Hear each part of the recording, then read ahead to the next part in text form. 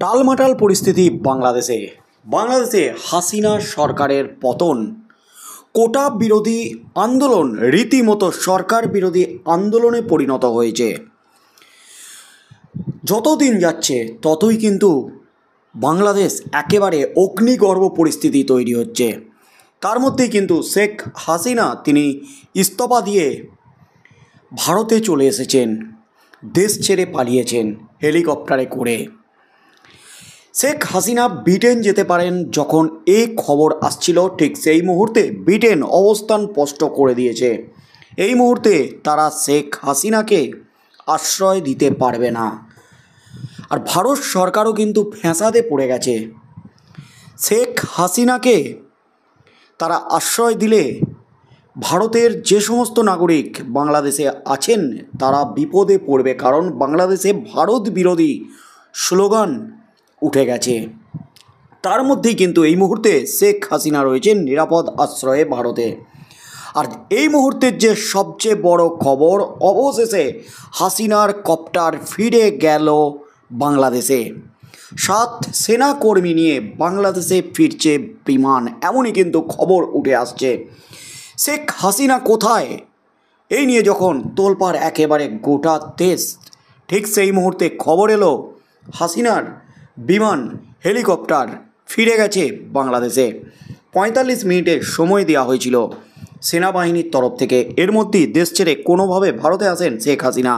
তাকে প্রথমে সেনার একটি হেলিকপ্টার করে গণভবন থেকে সরিয়ে নিয়ে যাওয়া হয়, পরে বাংলাদেশি বায়ুসেনার একটু বিমানে করে হিন্ডন বিমান ঘাঁটিতে নিয়ে আসা হয়। গতকাল পদত্যাগ করার কিছুক্ষণ পরই বাংলাদেশ থেকে উড়ে দিল্লির কাছে হিন্ডন বিমান ঘাঁটিতে এসে পৌঁছেছিলেন সেদেশের প্রাক্তন প্রধানমন্ত্রী শেখ হাসিনা। তাকে এই দেশে নিয়ে এসেছিল বাংলাদেশি বায়ুসেনার একটি C-130 যে বিমানটি আজ ফের আকাশে উড়ে যায় বলে জানা গেছে। রিপোর্ট অনুযায়ী আজ বিমানটি আকাশে উড়ে যায়, তবে সেই বিমানে হাসিনা ছিলেন না বলেই জানা গেছে। সেই বিমানে ছিলেন 7 জন বাংলাদেশি সেনাকর্মী। অর্থাৎ শেখ হাসিনার বিমান ফিরে গেলেও শেখ হাসিনা তিনি কিন্তু বাংলাদেশে ফিরে যাননি, এমনই কিন্তু খবর উঠে আসছে। এদিকে শেখ হাসিনা কি ভারতীয় রাজনৈতিক আশ্রয় নেবেন নাকি ব্রিটেনে যাবেন, এই নিয়ে চরম জল্পনা চলছে। রিপোর্ট অনুযায়ী হিন্ডন থেকে বাংলাদেশি বায়ুসেনার বিমানটি আকাশে ওড়ার পর থেকেই পরিস্থিতির দিকে নজর রেখে চলেছে ভারতের নিরাপত্তা সংস্থা এবং গোয়েন্দারা। এই পরিস্থিতিতে হাসিনার পরবর্তী গন্তব্য ঘিরে জল্পনা তুঙ্গে। এদিকে হাসিনার ছেলে ওয়াজেদ সজীব ইতিমধ্যেই জানিয়ে দিয়েছেন তার মা আর বাংলাদেশে ফিরবেন না, রাজনীতিতে যোগ দেবেন না। এদিকে ভারতের জাতীয় নিরাপত্তা উপদেষ্টা অজিত ডোভাল হাসিনার সঙ্গে দেখা করে যান গতকাল। এই অবস্থায় ফিরে গিয়ে অজিত ডোভাল নিজের রিপোর্ট জমা দেন প্রধানমন্ত্রী মোদীকে। গতকাল রাতেই কেন্দ্রীয় নিরাপত্তা ক্যাবিনেটের গুরুত্বপূর্ণ বৈঠকের ডাক দেন মোদী, সেখানে বাংলাদেশ নিয়ে আলোচনা হয়। আর আজ সকালে বিদেশমন্ত্রী এস জয়শঙ্কর সর্বদল বৈঠকের ডাক দেন বাংলাদেশ নিয়ে। এদিকে গতকাল শেখ হাসিনা বাংলাদেশ ত্যাগ করার পরও হিংসা জারি আছে সেই দেশে। বাংলাদেশের সংবাদপত্র প্রথম আলো রিপোর্ট অনুযায়ী সোমবারের সংঘর্ষে বাংলাদেশে মৃত্যু হয়েছে 109 জনের। পরে অন্যান্য রিপোর্টে দাবি করা হয়েছে মৃতের সংখ্যা বেড়ে দাঁড়িয়েছে 135-এ। রাজধানী ঢাকাতে অন্তত 13টি পুলিশ স্টেশনে হামলা হয়েছে গতকাল। বাংলাদেশের 2টি কারাগারে ভাঙচুর এবং অগ্নিসংযোগের ঘটনা ঘটেছে। এদিকে এই অশান্ত পরিবেশের ফাঁকে বাংলাদেশে বিভিন্ন সংখ্যালঘু অধ্যুষিত এলাকায় হামলার অভিযোগ ওঠে। পরে রাতের বেলা সেনার তরফ থেকে কমান্ডারদের ফোন নম্বর প্রকাশ করা হয়। হিন্দুদের উপর হামলা হলে সেই সব নম্বরে ফোন করতে বলা হয়।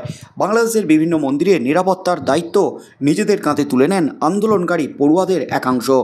জানা গেছে গতকালও হিংসা জারি থাকায় 21 জুলাই থেকে বাংলাদেশে মোট মৃতের সংখ্যা 440-এর গণ্ডি ছাড়িয়েছে।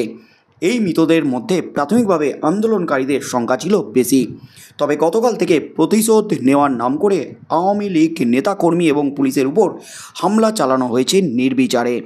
তার মধ্যেই কিন্তু অবশেষে বাংলাদেশে ফিরে গেছে শেখ হাসিনার বিমান, যে বিমানে করে, যে কপ্টারে করে তিনি এসেছিলেন ভারতবর্ষে। এখন তিনি সেফ জোনে আছেন, ভারতবর্ষে আছেন, আপাতত ভারতেই থাকবেন, এমনই কিন্তু সিদ্ধান্ত নরেন্দ্র মোদী সরকারের এবং কেন্দ্রের যে সিদ্ধান্ত সেই সিদ্ধান্তেই কিন্তু একমত ভারতবর্ষের সমস্ত বিরোধী রাজনৈতিক দলগুলি। কারণ বাংলাদেশ নিয়ে কেন্দ্র যা সিদ্ধান্ত নেবে সেটাই কিন্তু মেনে নেবে, এমনই কিন্তু ঘোষণা করেছেন মুখ্যমন্ত্রী মমতা ব্যানার্জি সহ ভারতবর্ষের সমস্ত বিরোধী দল। অর্থাৎ বাংলাদেশ ইস্যুতে, শেখ হাসিনা ইস্যুতে শাসক বিরোধী সবাই কিন্তু একজোট হয়েছে ভারতবর্ষে। আর বাংলাদেশের এই টালমাটাল পরিস্থিতিতে অসহায় শেখ হাসিনা এই মুহূর্তে ভারতবর্ষে তিনি ব্রিটেনে যাওয়ার কিন্তু পরিকল্পনা করেছিলেন, কিন্তু ব্রিটেন সরকার বাংলাদেশের এই রকম পরিস্থিতিতে, উত্তপ্ত পরিস্থিতিতে শেখ হাসিনাকে আশ্রয় দিতে চায়নি, এমনই কিন্তু খবর উঠে আসছে। তাই নিরুপায় হয়ে ভারত সরকার আপাতত শেখ হাসিনাকে ভারতবর্ষে আশ্রয় দিয়েছে। তবে ভারতে আশ্রয় দেওয়াটাও কিন্তু চাপের আছে, এমনই কিন্তু খবর উঠে আসছে, যেখানে বাংলাদেশে ভারত বিরোধী স্লোগান উঠে গেছে। যে বাংলাদেশকে স্বাধীন করতে ভারতবর্ষ, ইন্দিরা গান্ধী বড় ভূমিকা পালন করেছিলেন, সেই বাংলাদেশে উঠে গেছে ভারত বিরোধী স্লোগান। এবং ভারতের অনেক নাগরিকই এই মুহূর্তে ৬,০০০-এর বেশি নাগরিক বাংলাদেশে রয়েছেন, তাদেরকে নিরাপত্তা দিয়ে নিরাপদে ফিরিয়ে আনাই কিন্তু কেন্দ্রীয় সরকারের কাছে, মোদী সরকারের কাছে বড় চ্যালেঞ্জ হয়ে দাঁড়িয়েছে। কারণ শেখ হাসিনা এই মুহূর্তে ভারতবর্ষের আশ্রয়ে। তাই শেখ হাসিনা ভারতবর্ষে থাকলে ভারতীয়দের উপর কিন্তু একটা আক্রোশ বাড়ছে বাংলাদেশিদের, এমনই কিন্তু মনে করছে কেন্দ্রীয় সরকার। তাই আপাতত শেখ হাসিনার কোনো স্থায়ী ঠিকানা অন্য কোনো দেশে না হওয়া পর্যন্ত ভারতবর্ষেই থাকবেন শেখ হাসিনা, এমনই কিন্তু খবর উঠে আসছে। তার মধ্যেই কিন্তু ফিরে গেল হাসিনার সেই বিমান, সেই বিমানে করে ফিরে গেলেন সেনাবাহিনীর 7 জন কমান্ডার। তাই আগামী দিনে কি হতে চলেছে পরিস্থিতি, শেখ হাসিনাকে নিয়ে শেষ পর্যন্ত কী সিদ্ধান্ত নেয় কেন্দ্র, দিল্লি, নরেন্দ্র মোদী সরকার এবং শাসক বিরোধী একজোট হয়ে দলমত নির্বিশেষে কী সিদ্ধান্তে উপনীত হয়, কোথায় থাকবেন শেখ হাসিনা, কী সিদ্ধান্ত নেয় ভারত, গোটা ভারত, সেদিকেই চোখ থাকবে গোটা দেশের।